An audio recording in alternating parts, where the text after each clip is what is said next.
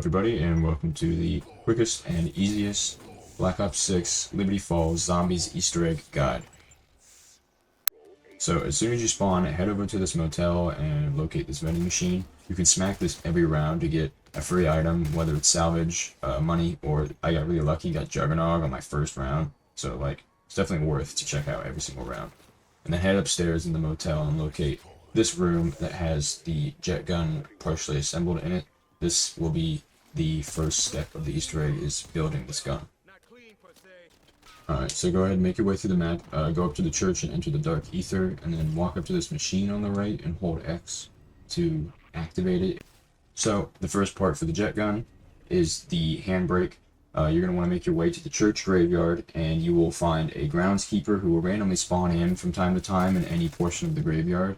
He will actively try to run away from you. You need to kill him and steal the toolshed key, and then once you have said key, head over to this toolshed by this white house in the backyard, open it, and the handbrake will be on the table to the right.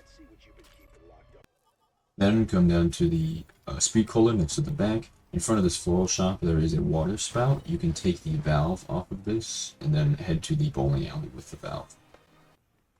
Once you make it to the bowling alley, on the wall to the far right of the lanes, there is a mechanism on the wall. You can punch the door off and attach the valve, and you have to sit there and turn the valve. This takes quite a bit of time, and it summons a lot of zombies, even if you don't have any currently. It'll summon more.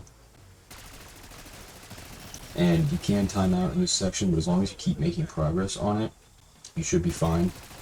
Either have someone protect you, or if you're playing by yourself, just train, do circles, get little bits of progress, use monkey bombs, decoys, whatever you can. As soon as you finish the bar, all the zombies will die.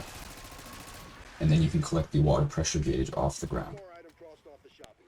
Now for the third and final jet gun part, you will need a mangler cannon. You can either get this from the mangler themselves as a lucky drop, or you can craft it at any workbench for 1250 scrap. Then come to the electronics store next to the hardware store across from the comic shop, and you can blow the gate down with the mangler cannon. Inside the electronics store are a bunch of piles of scrappy electronics on the ground. There's no prompt to it, but if you hold X, you can dig them up. You can get scrap, a vermin, but what you're looking for is this electrical wire. And now that you have all the jet gun parts, you can head back to the motel and build the jet gun. This completes step 1, and you move on to step 2, which is building the LTG. The first part to the LTG is in the ceiling of the comic shop. Stand on this desk and pull it down to you by holding right trigger on the jet gun. The second part is a little bit trickier. It's hidden in the second floor window of this building next to the speed cola. And stand all the way at the back of the van, and you can pull the part out with the jet gun again. The final and easiest part is in the church. It is floating in the dark ether next to Dr. Panos. Again, just pull it down with the jet gun. Then head back to the roof of the bank, and you can construct the LTG in this back corner on this workbench, thus completing step 2 and taking you to step 3 of eliminating the high value targets. Return to the dark ether at the church and extract one of these canisters that is going to absorb the high value target's soul. You cannot sprint with this canister, so you are very vulnerable.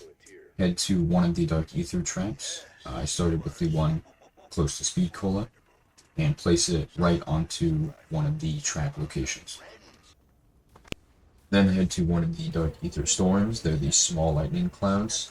In the center of them on the ground is a circle. Place the LTG here, and you must defend it for a little bit of time from zombies. They do a lot of damage to it if you let them hit it, so do your best to keep it full health up until the very end.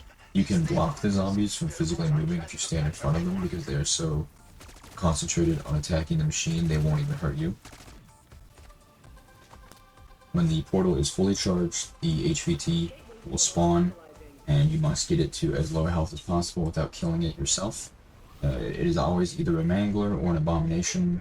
They have a lot of health and can take quite a beating. Aim for the critical spots, or abuse it with a score streak, whatever you have to do. Just don't kill it all the way.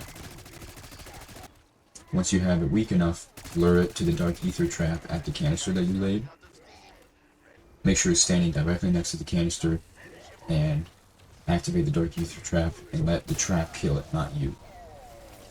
If done correctly, you will see the HVT's soul fly into the canister. You will then pick up the canister and return it to where you picked it up from at the church. Again, you cannot run during this situation, so you're very vulnerable.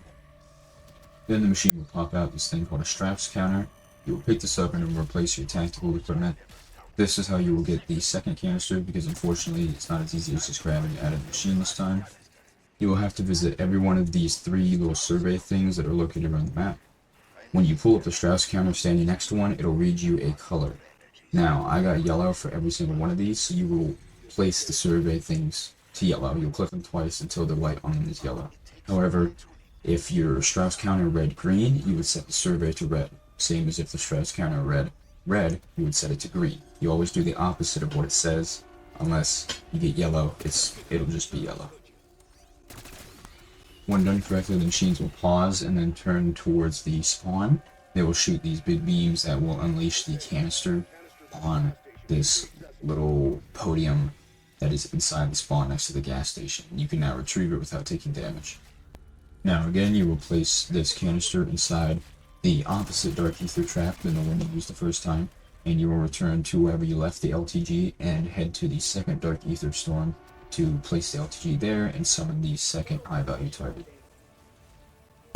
For this, you will do the exact same thing that you did with the previous HVT.